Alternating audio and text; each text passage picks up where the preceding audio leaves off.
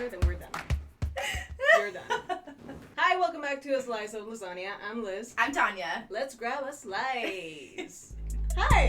Hi. How are you? I'm so good. How are you?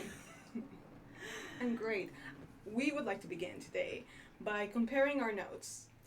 Oh, Tanya yeah? just showed me the notes that she has saved for The this last week. episode. And look at my 2 notes. I would like to point out I have an essay of notes that I have saved to share with you. That I have saved to share for this very important episode. And you have 2 notes. Let me also just say what I was laughing about is how you watched a video, a speech video, about how not to say like so much. I'm traumatized, you guys. And I'm like, what did you do? Just go on YouTube and be like, how to not say like. Enter. Yes, actually. Really? No, I'm traumatized. I was editing our first episode and I realized that I say like every other word. The experts on the YouTube said that it's normal, it is human. But I am trying to say it. I'm very aware now. Every time I say it, I just Say what they told you to do instead. to embrace a pause. It just sounds weird to me. No, it doesn't. Just embrace the silence. You should try it. I would actually love it if you were silenced. Silenced. For legal purposes, this was a joke. There's no domestic violence except for what you just saw, officer. I think the first one that I want to start with today was one that just shocked me to my very core. I was at work. Fate of Ophelia was playing. Then it ends, and I turn to my coworker and I go, banger. Mm-hmm. That's a banger right there. Yeah, And absolutely. she goes, what song was that? And I say, Fate of Ophelia by Taylor Swift. And she goes, oh, I think I've heard, I'm not sure. Have you been living under a rock? That's literally what I was going to say. I'm sorry, like, Where even have you if been? you're not a Swiftie, it's everywhere. Like, do you have a phone? Do you have internet? Do you listen to music? Do you carry a lunchbox? I just wanted to start with that one because that that's was crazy. infuriating. I feel like out of all the Taylor songs, especially because this is from her newest album, you would think somebody would know it's what everywhere. this is. There was a viral dance. Like, even Yeah. if you're not a Swiftie, Mm-hmm. it was a viral dance. Everybody's playing it. Yeah. She's been wearing really cute outfits lately, by the Oh, way. Sidebar about Taylor. The I'm just saying. she's- tectonic plates are shifting because Mhm. this woman has been out and about like 4 days in a row. Yeah, I know. Tree's working overtime on that PR. She really is. She really is. And every time she does that, you know something's coming because she has this smirk. She has that face. And she's been wearing a lot of silk, a lot of like black and white. It's giving poet again. Is it showgirl leaving? Is the poet coming back? Yeah, I don't know, but I'm excited to find out. I'm here Me for too. it, on the Me edge too. of my seat, I waiting am- what's gonna happen. Loving the outings. Yeah, She looks very great. cute. She does. And her hair is lighter. I mean darker. No, it's dark. I think that's okay. I actually want to talk about this. Go ahead. It's the dirty blonde situation. It's the fact that I dye my hair. I'm a dirty blonde, as you can tell. And depending on the light that you're in, it'll look lighter or darker. Mhm. And it's actually something I really hate about personally. I hate about dirty blonde The hair. dirt. I hate the dirt. It's also people call it dishwasher like hair and stuff, which I don't appreciate. Depending on the lighting, it can look a little lighter, a little darker. So I'm just thinking that because she's out normally at night is like when I see it, or like in a shady area, her hair is gonna look a lot darker. Because in the New York photo shoot thing that they did, it looks lighter than it does in the pictures. That's the problem with like dirty blonde hair. Okay. Just fine. wanted to explain that. Defend her. Defend her hair. Defend dirty blondes. Last night, Oh my god, yes. we were so lucky to win the lottery ticket for The The Sound Sound of of Music Music at the Contagious. I've never If you seen the want it. stage production. I fell in love with The Sound of Music when I was 6 years old. I don't think I even really spoke English at the time, but I just resonated with the spectacle of it and obviously the music. And it's one of my favorite musicals of all time. And I grew up on it. I love Julie Andrews. So it was really cool to go see it and to see like what they've done. And I am curious to know if like when it first came out, the movie came out in like early 60s, I want to say. And the stage production came out, I want to say, in like 57, 58, whatever. Mm-hmm. I'm curious, since that time to now, if they've changed in terms of like the way it was arranged. I'm curious if they've changed that. Because most of the songs are the same. Where they're used and where they're placed is totally different. So it was really cool to watch because you're just like, la-di-da, and like, oh, whoa. Like, I was like personally just like thrown off, like, oh, we're singing my favorite things now. And like, oh, now we're hearing Lonely Goatherd when in the movie. It's like, in technically different like Act 2. Yeah, for sure. You know? So it was really cool to see it. I really enjoyed it because I recently became a fan of The Sound of Music. It took me years. I did it. To be completely honest, I never quite paid attention to it. And now, especially with the current political climate, I was very moved by when Captain Von Trapp rips that Nazi flag. I was like, yeah, let's go. It's right. Sometimes I don't believe I know you. Again, because of the current political climate, it really moved me when he sings Edelweiss, which, when you're not paying attention, when you don't listen to the lyrics of a song, my thought when I listened to Edelweiss was, this is boring and I'm gonna go to sleep. Wrong. I never listened to the lyrics, ever. And then I did. And then I cried.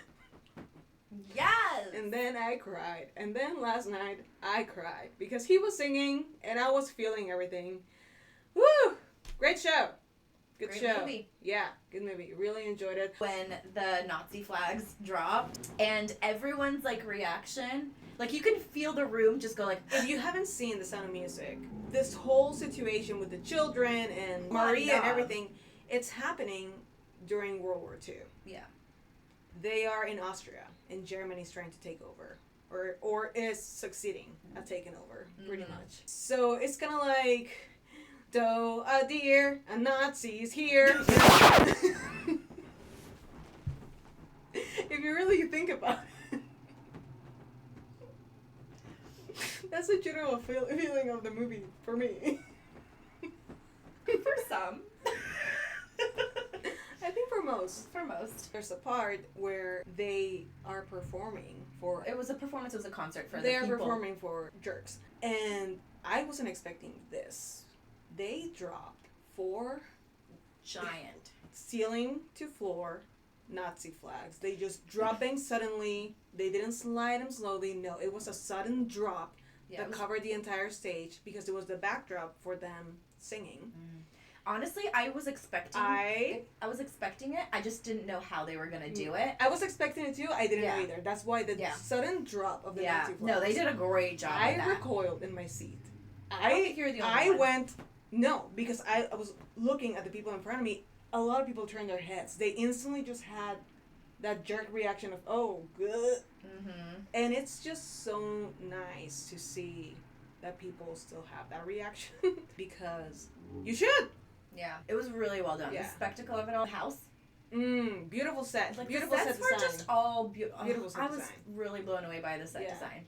For sure. It was beautiful. Yeah. We also participated in some recreational activity beforehand, so I forgot that it was a theater. That looked like a mansion in there. I was like, whoa, we're outside? Oh my god. Also, I was kind of like taken aback because we're so used to seeing productions with adults. Yeah. Adults playing children. So it was really interesting to see actual children on stage. Children. I was like, whoa, there's a 5-year-old playing a 5-year-old. That's crazy. Oh my god. Because believe it or not, when I was in high school, I played a 5-year-old. You did. I sold it. The other thing that I wanted to talk about, Send Help with Rachel McAdams. Oh, yeah. That movie was insane. It was, well, I had no idea what to expect from that movie. Me neither. I saw really good comments on TikTok. I literally knew nothing. I didn't know what to expect. And that movie was full of plot twists that I had It really was. no idea were going to happen. But the thing that bothered me the most about this movie, the only thing that bothered me really, was the fact that they really tried to make us think that Rachel McAdams is not hot. In what world are we gonna believe that Rachel McAdams, you throw some glasses on her and a sweater, like a tuna sandwich? A grandma sweater, a tuna sandwich, and be like, trash, dirt, disgusting, garbage. It's Rachel McAdams. I'll take her any day, however. Next. She is gorgeous. She is gorgeous. Literally, that was my biggest pet peeve. She's walking on the beach with just her bra and like a shirt open, beachy hair. No makeup. And we're supposed to think that this woman is not gorgeous? Is it just me? Am I that gay? Probably. Insane. Should we talk And about she's the very plot talented. twist? Spoiler! Spoiler coming up. She is a woman who is ugly. As She we've works just really discussed. hard, and she wants to get a promotion. She's She's supposed up for to. a promotion. She's supposed to get promoted, but of course, the main boss who promised that promotion dies, and his son is an asshole who Typical. promotes his best friend, his golf buddy. Yeah. So, a man. Typical. She gets very upset. She calls him out on it, and he's like, you know what? Try to prove me wrong. Come on this trip with me. Like in a very condescending way. Yes, and very condescending, thinking that she's not going to do it. Mm-hmm. She gets on the plane with him. Plane crashes. They are the only two survivors. Speaking of Survivor, she loves the show Survivor. She has actually auditioned for the show Survivor. She can start a fire. She knows how to collect fruit. She knows how to fish. She knows how to build shelter. Yeah. Anything and everything that you need to survive on a remote island, she can do it. So my thought, she's gonna save his life. She's gonna Change him. Change him. That And was my he's thought. yeah, he's gonna be like. I'm in love with you. No, I was really hoping that they wouldn't. I was hoping that too, but I wouldn't have been surprised, is what I'm saying. I wouldn't have been surprised maybe 15 years ago. Now, I really root for the empowered, strong of woman. course. And he literally stepped on her like so much beforehand. Yeah. That I was thinking, do not make her fall in love with this man. Yeah. Do not. They didn't. I really thought they were going to be rescued, survive because of her incredible skills, go back to the city, and he was going to be like a changed man and give her say, the promotion. And she gets a promotion because she is an incredible woman. I'm sorry I acted like an asshole. No. That's not what happened. That's not what happened. What happened was, he was not changed at all. No. He actually tricked her and tried to leave her on the island. I thought he could outsmart her. Yes, exactly. And then, Mistake. well, long story short, killed him, went back to the city, and took his job. I think the message is don't fuck with women. Very simple. Punto. And there's other things that happen that really throw you off, and you think like there's more plot twists and turns. You really and stuff. are saying I'm rooting for you, and at some points you're like, okay, that was a little crazy. Yeah. Now what are we doing? What's happening? Yeah, you kind of really do go a little bit back and forth with her. But the important thing is that the guy is such a jerk that you never side with him. True. I will agree on that for sure. Yeah. No, but it's really good. I honestly still recommend watching it, even though we explained if you like plot twists, if you like murder, mystery, and to never side with a man, this is the movie for you. And Rachel McAdams, who's really hot. Honestly, I feel like I have liked every Rachel McAdams movies I've ever seen. You see that interview, her co-star, he plays a villain in the movie that they're, working in together. She was talking to him about his character because he's a villain, and she goes, I don't know if you know this, but I played a bully in a movie once. It's really fun. And the guy goes, in a movie? You mean Mean Girls? A classic? The classic? Who doesn't know? Regina George. Yeah. She doesn't know who she is. She really doesn't. She doesn't. I love her in About Time. That's a good one. The Notebook, obviously a classic. Yes. Family Stone. Oh, yeah, I love her in Family Stone. I just remembered. I know, I'm sorry. I forget. R.I.P. It's fine. And then she got to say a couple of words for Diane Keaton. I know, she did. At the recent, I think it was the Oscars or whatever it was, the in memoriam thing right? Man, I can't even think. I'm still with the Sound of Music. Last night you opened that It's gate. right here. You know what? Why don't you look and tell me if you see something, or if you want to ask me what something is, what triggered something. I think that's gonna be fun. I want to talk about this one. Second thing that you have. I knew it. I knew because it. I cannot. Let's go. I'm very passionate about this. This is a segment of people hating on camping. Disrespectful of nature. I am convinced most people, not all, most people hate camping because they've never done it right. Yep. They've never gone to a good place. They've never done it with good people, and they weren't prepared.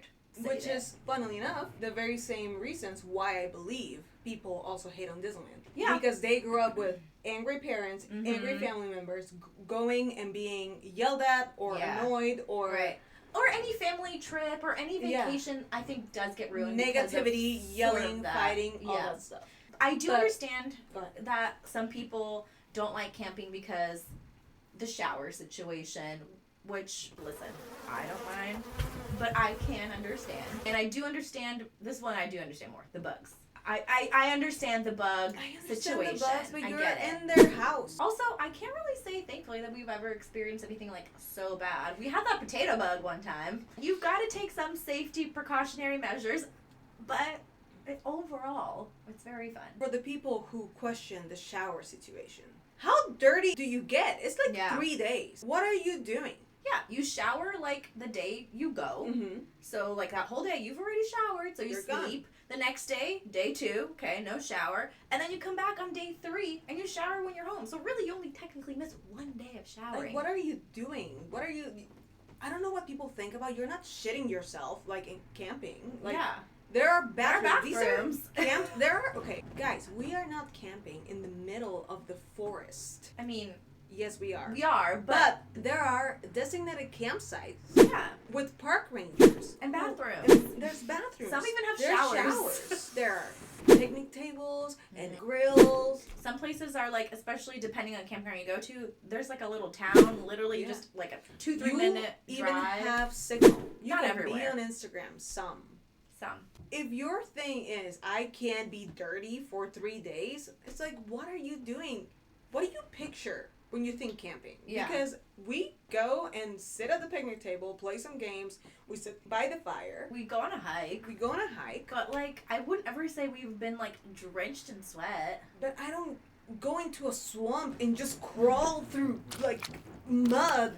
If anything, we always bring, like, little, towelettes or, like, baby wipes if you really need to, like, do, like, a little bit of a, kind of like a sponge bath situation. And in the summer when we go camping, we go somewhere by the water. So, like, you're in the river. Yeah. You're, like, washing yourself. If you really need to. Let me paint you a picture. Okay? You are waking up in your tent with natural light, of course, because you're outside. Unzip your door. You step outside. You feel the breeze. It's a crisp morning. You get to wear your little winter clothes because it's usually pretty cold out there early in the morning. Yeah. You go out there, you sit in front of the fire, you get the fire going, you have a morning fire. You have the smell of the wood, the sounds of the birds. Sometimes there's deer just chilling there. Sometimes there's squirrels and chipmunks fighting woodpeckers. And you're just chilling there. You make your little coffee because this is not Castaway. Bring your stuff. Bring food. You open a beautiful book. You relax. Maybe you take a picture or 2. It's beautiful. A video. Beautiful morning. Capture. Meanwhile, you guys are at home wondering, oh, am I going to smell for 3 days? No, you're not. You're not. You're really not. Being prepared is also what's really important when you go camping. I always say, like, it's better to be over-prepared than under-prepared. So, yeah, maybe if you're a new camper you've never done before, I definitely recommend overpacking. Usually, like you mentioned earlier, there will most times be a town nearby. It's not that we're flying to the middle of Scotland and just airdropping you into the forest. Here's like next to my 7-Eleven, there's the campsite. Yeah. Great. You're done. Good luck. But I think overall the biggest thing is the vibe. And the people that you go with. If you go with the wrong people, it will ruin your experience. No matter how prepared you are, no matter how much, like, activity situation you bring, if you're going with the wrong kinds of people that you can't be in basically a room with for, like, 3 days. They have to be yes people. Yeah. You both have to be in the same, like, wavelength. You can't let any minor inconvenience just put you down. Yeah. You have to be in a position where if something happens, you're able to be still positive. And pivot. And pivot from it, exactly. Yeah. Because things will go wrong. Someone will forget something that they said that they will bring, you know, like, it's happened. We brought wine camping before and nobody brought a wine opener. And you know how many times this happened? A lot. Plenty. We once spent, like, no joke, like 2 hours opening a bottle of wine. One time we dropped a kebab on the floor. I brought extra kebabs, but I really wanted that one. Because it's chicken! It's good chicken! Good chicken. And now it's coated in pebbles. Still ate it, but still. Yeah, just a little... Rub it off, throw it on the fire, it's fine! Fire will cook it off. Definitely recommend going camping with the right kind of people. Absolutely. Usually not your family. Sorry. Unless you're really lucky. If you have alcoholic parents, don't do that. Or just boring parents like mine. Sorry. They're not gonna watch this. They are. I'm sorry. They're boring. At least to me. Mm-hmm. Maybe someone else would find them fascinating. No. But to scientists. Like I said, maybe someone else will. I'm People just not doing one studies on the human brain. What happens when it's so dull? When I went camping with my parents, it was just like, they don't play games. We don't really talk. They play mind games. Yeah. Do I want to kill myself, or are you just making me think so? I have encountered a lot of people, and we both have. When I'm just striking conversation with a stranger and describing what I do, activities, what we do, strangers will be like, you guys sound like so much fun. We are fun. We are fun, yeah, for sure. But what intrigues me, I guess, is why are you not having fun? You know? Mm-hmm. Because to me, if it's an introvert, they have no problem. They don't long or yearn for all those activities. They're usually like, that's cool for you. I don't want any of that. But that's cool for you. Right. But the people that usually say, you guys sound like so much fun, it seems like they are longing or yearning for it.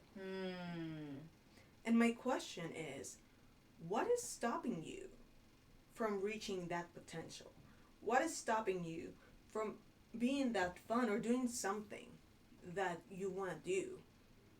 They're scared of judgment, I think. Well, that's one. That's one. Two, what's dimming your light? Wow. Is it your family? Is it your spouse? Is it society? Probably a mixed bag, to be honest. Fear of being seen? I can definitely relate. Because it just makes me wonder when people look at me and talk to me or talk to us when we're sharing a story or something, and they just go, you guys are so much fun, with such yearning and longing. And I just think that nobody should dim their light. If you want to have fun, if you want to go on adventures, do it. And if you're in an environment where somebody or something is not letting you fulfill your yearning and your longing for being a fun person, for doing something fun, what you love. Yeah. Maybe you're not in the right place or with the right person. Yeah. Nobody should dim your light like that.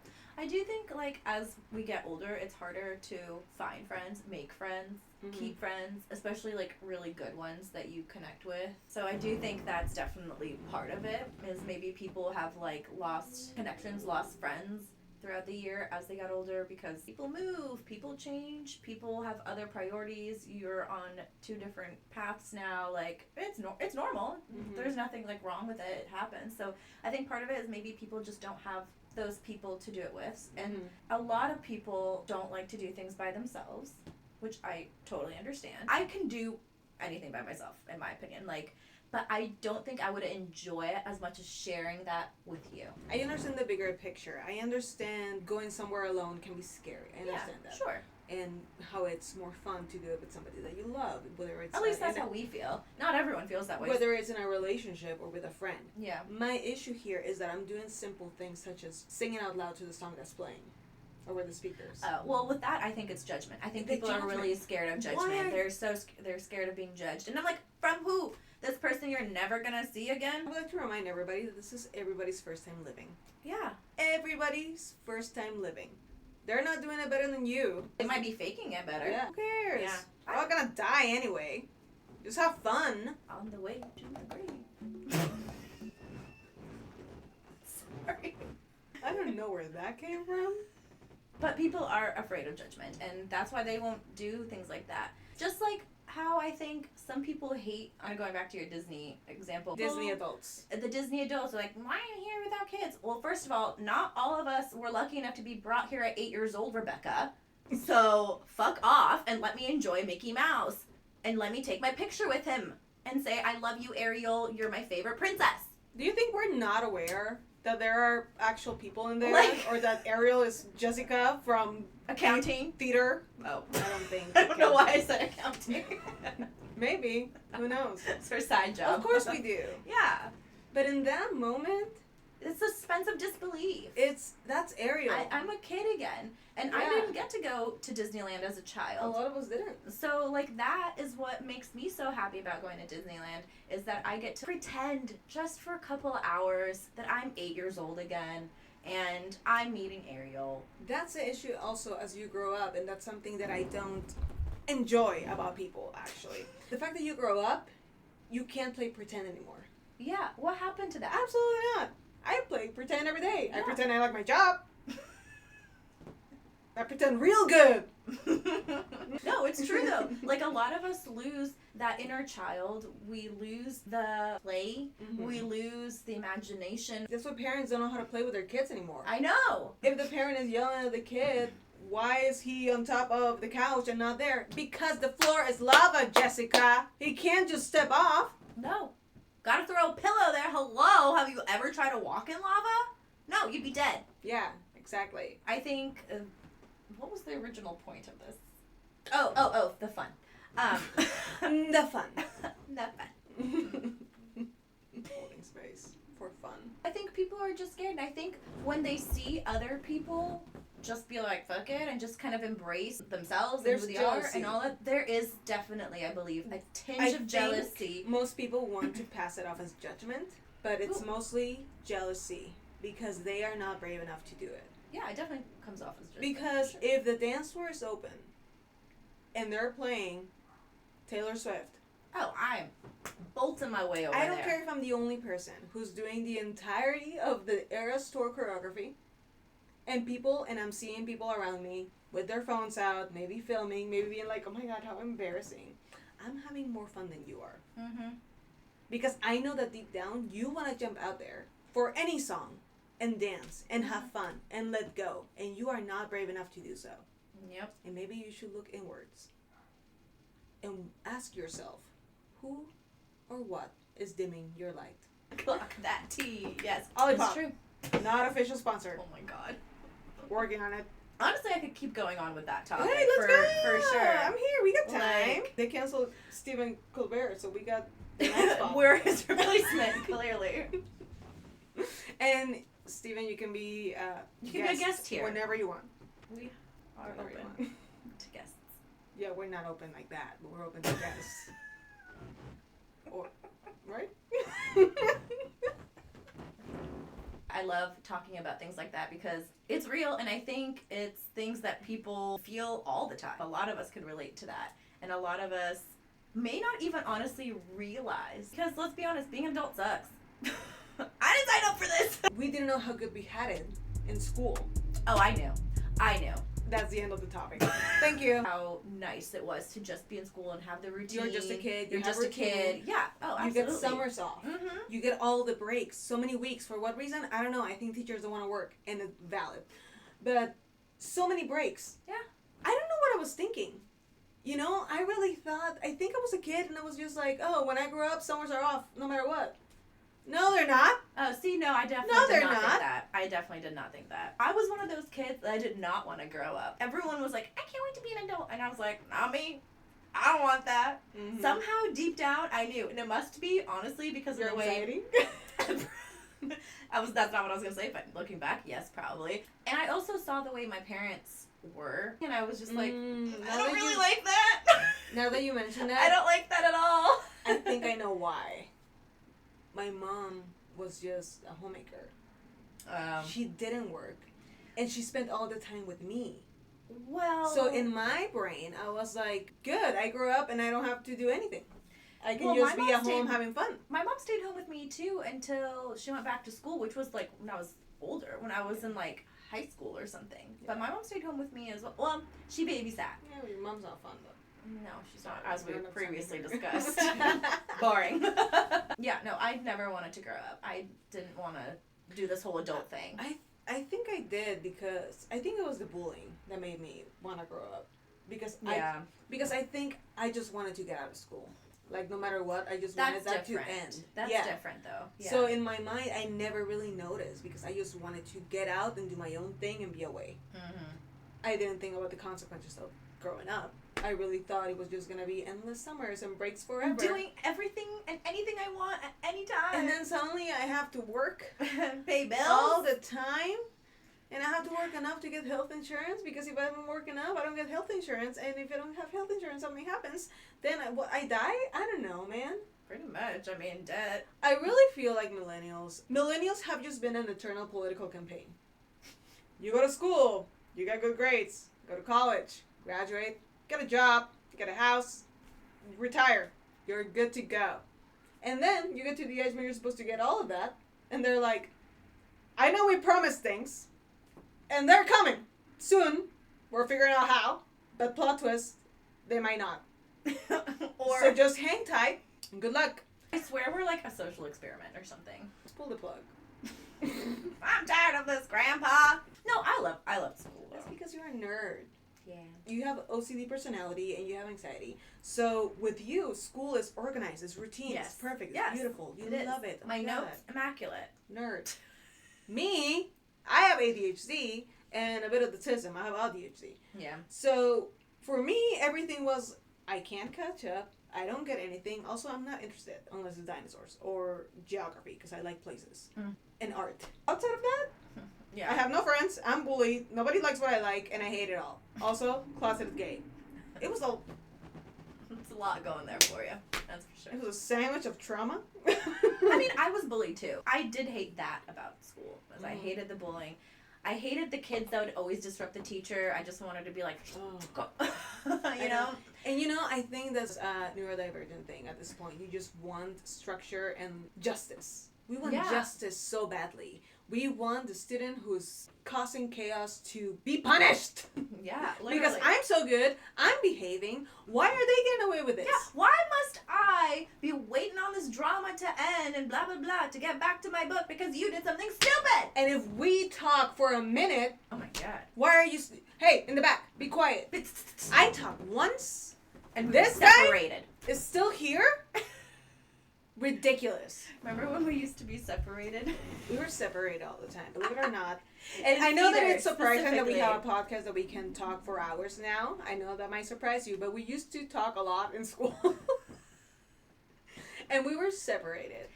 To be fair, over and over again. Yeah, we were. Was it just in theater or when we It was anywhere where we were sitting together. We sat together in math.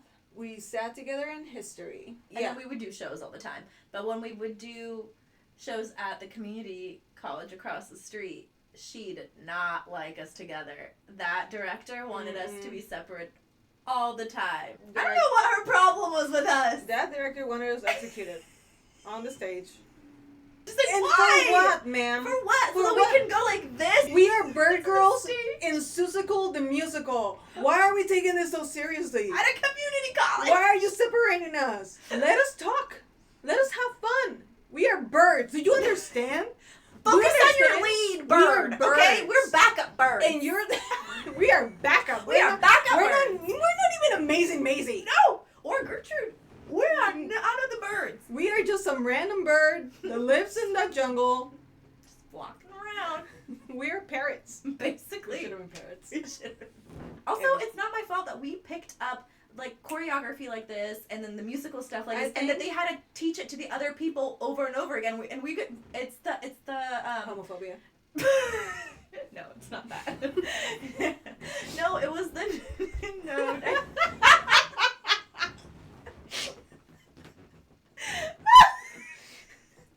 It's our neurodivergent thing, is that we pick things up like this, and then we're bored, so of course we're gonna talk. It's not our fault that Joe Schmo over here can't do his shit, and the other girls can't do their mating call or whatever. Like, we're good. We're Gucci. Homophobia. That's what it was. Stand by it. She was like 85. It was probably homophobia. Yeah. I don't even know how old she was back then. Let's speak ill of the probably dead. You started. I feel like we would have heard though. Like a little bird told me. I'm having a terrible makeup day. I think you look beautiful, but I know it's not about me. It's not. I tried. You see, world? Easy. Men, pay attention. Go ahead, honey. Sometimes you get in your head and that the voices sometimes That's the anxiety. fight. Yeah, the voices in the fight your confidence. They really do. But I've come a long way since you really have. first met me. Therapy. Woo. This segment is brought to you by therapy. Your parents should go, but they won't. So now you have to. Why do you think, with all this access to social media and information that we have, a lot of us in society still feel so lonely? I think because of facades. I think because a lot of people structure their lives on Instagram or on social media that makes other people feel inadequate. You edit the ugly parts out. Yeah. Everything looks perfect all the time. It's like their highlight reel is the only thing that we see. The highlight reel. And other people who are not brave enough, who, like we said before, are afraid of judgment. They're not brave enough to put themselves out there. They take this life, this perfect highlight reel, at face value. Mm-hmm. And say, this is how my life is supposed to look like. Because they have their life look like this. So I should be able to have my life look like this. Mm-hmm. And I feel less than. I feel inadequate. I feel not worthy. Mm-hmm. When you are somebody who suffers from depression, when you are in a dark space, you're not able to see through the filters and say, it's the highlight reel. Right. That's not what their life looks like. There's a behind the scenes, there's ugly spots. Mm-hmm. Their life is most likely also like mine. Mm-hmm. No, when you're in a dark place, you see someone like that and you see, why is their life perfect? Why can't I bring myself to have a good life like them? Our generation, millennials, suffer from depression because, again, we grew up basically on lies from the people around us. And whenever we see, there's a word that and it's so funny because I can hear Taylor saying it because I know that she said it. Who are curating. It's all curated. When we see all those people who are curating their lives, the dark passenger, the dark place inside of you says, why can't I be like that? Mm-hmm. So I think that makes people feel lonely because they see, for example, they see a video. Our friend is very good at editing videos of us together. Mm-hmm. Our friend Kay. Yeah. When our friend edits videos of us together having fun, and I watch him online, and we look like the funnest people in the world, and we are. we truly are. But we each have our struggles, and we talk about it in the privacy of our friend group. Yeah. But people who are not involved, if you are a person who doesn't have that type of friendships, you probably look at that and you're like, why can't I have that? When in reality, we went through a lot of heartbreaks with friendships. A long period of time for our friendship to solidify. Yeah. It didn't just happen overnight. Right. Well, and we worked on our friendships, the ones that we were like, oh, like, I think this is a good one, and then you work on it, and you build a foundation, and then you build on top of that. There are some friendships that you think they're going to be long-lasting. Mm-hmm. And sometimes there comes a point where one person will no longer make an effort. Right. There are various stages of everyone's lives. That happens. Distance, people move, people stop talking, drift apart, or there's a falling out. Yeah, whatever you want to call it. If you are somebody who's in a dark place and you don't have a lot of friendships that are that strong, and you're looking on Instagram and you're looking on all these reels of people having the time of their lives with their friends. Yeah. It's going to take you immediately to, I wish I had that. Why don't I have that? When in reality, our friendships took so much work and effort in getting to know people and losing people. Yeah. Going through ups and downs and having tough conversations. Mm-hmm. Something that I love about our friendships is that we are 100% honest. Mm-hmm. We create a space where we can be 100% honest. I think, honestly, that's the key for me for a lot of relationships, whether it's romantic or platonic, or just a friendship. Honesty and communication goes a long way. It really does. I feel like people underestimate how much honesty and communication specifically goes. If you're planning on spending time with whoever your person is, whether it's a friend or a romantic relationship, I think you should be able to tell them, and I think we've talked about this before, but you should be able to tell them exactly how you feel and what you're thinking. Mm-hmm. I love that I am able to go up to my best friend and say quite literally anything and everything that I have going on in my head. Even if it's unhinged. Even if it's unhinged. You're like, especially if it's unhinged. And the beauty of it is that my best friend will be like, she'll probably laugh at me. and then she will react accordingly. Yeah. She'll probably support me no matter what, but at the same time, she will give me constructive criticism. Yeah. Advice or whatever it is. If I'm in the wrong, She'll tell you. she'll tell me. Yeah. And I'll do it. Vice versa. Yeah. Because we're human. Again, everybody's first time living. So just do in a friendship what you expect for someone else to do for you. Yeah. I expect honesty and communication. I am completely transparent. Because I don't see, again, I think it's probably my ADHD or just who I am as a person. I don't see a benefit in lying or being fake. It doesn't work for me. I don't like it. I hate it. Yeah. Because it makes Just me like feel small talk. yeah, it makes me feel uncomfortable. Like there's no point to Right. it. It's like, then why are we talking? And if I have to be fake, it's because I'm probably not that close to you. But if there's a relationship that I care about, I will be honest. Yeah. If you ask me for my honest opinion, you are getting it. And that's just the kind of friend I am. And you are too.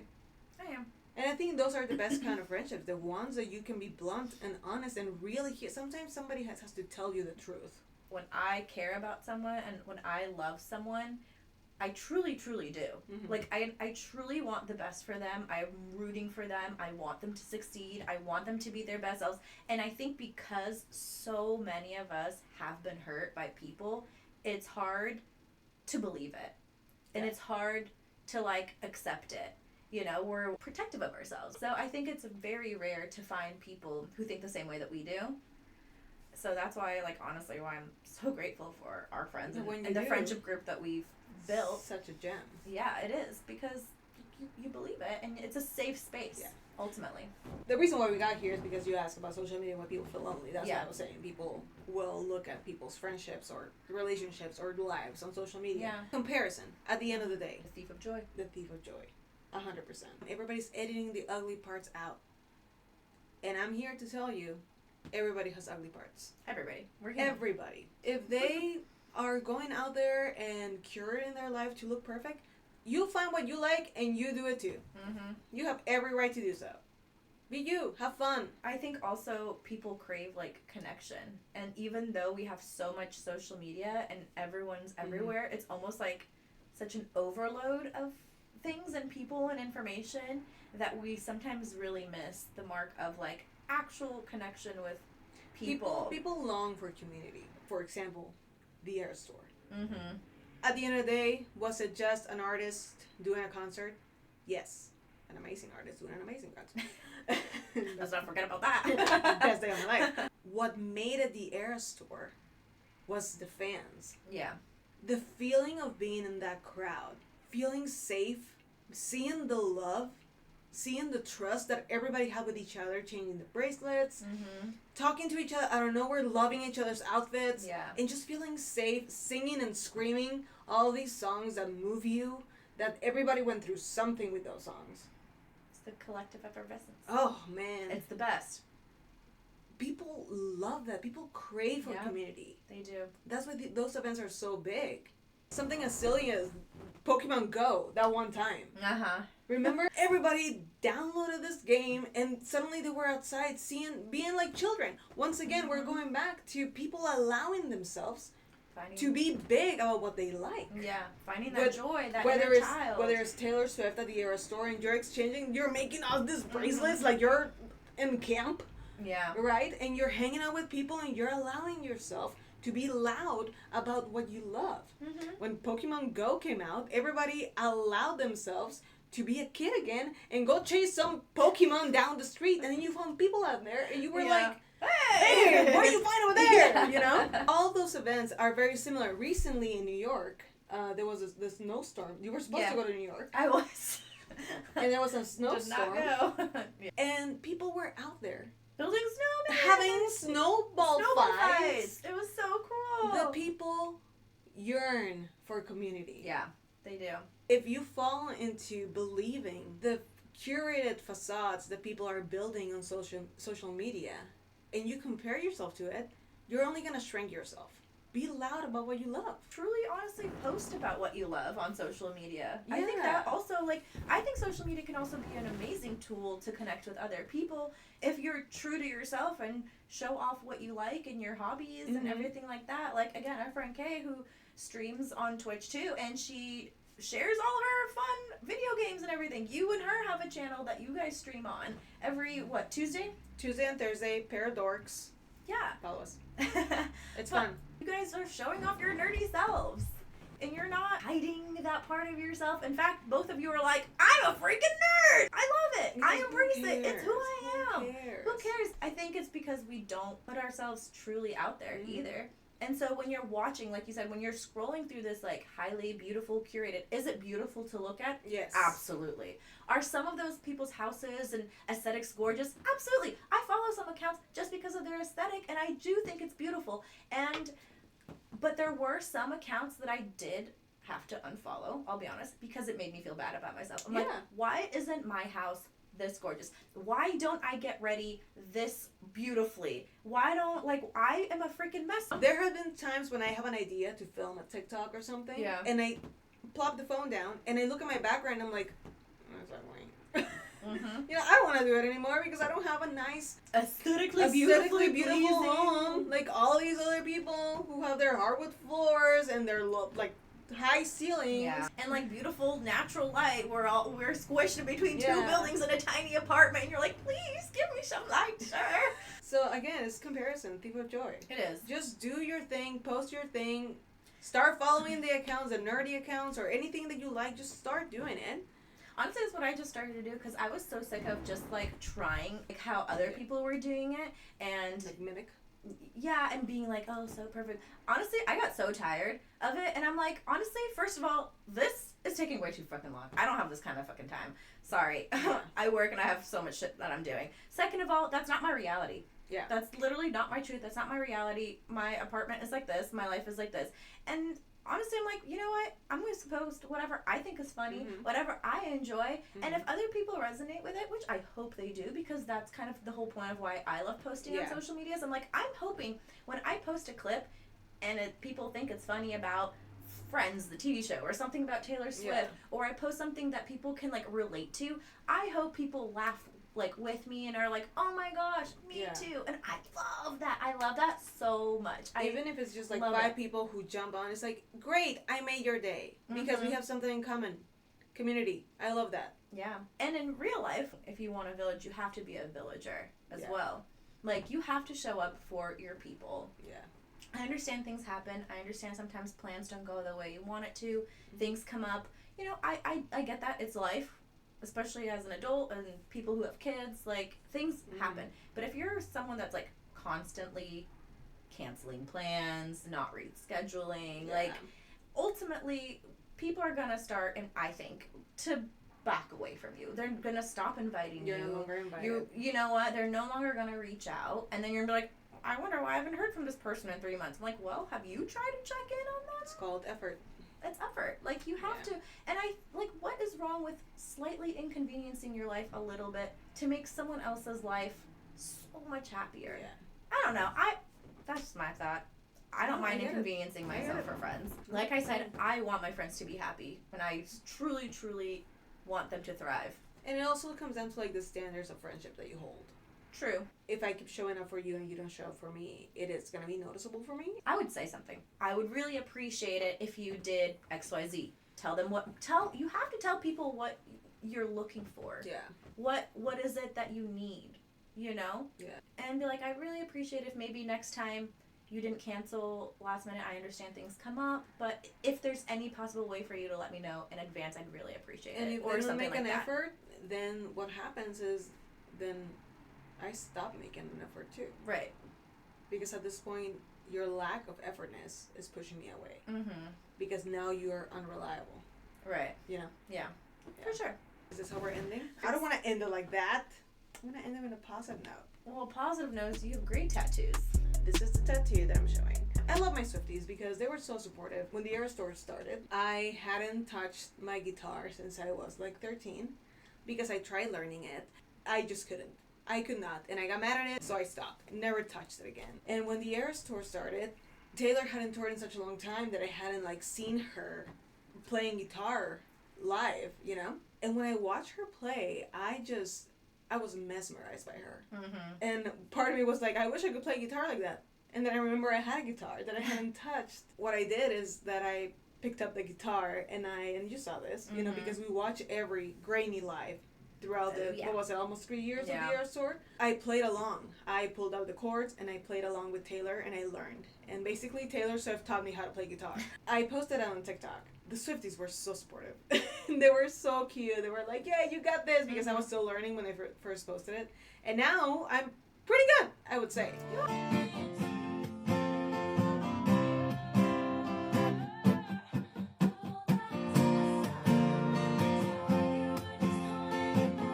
Basically, one of my top albums is Folklore.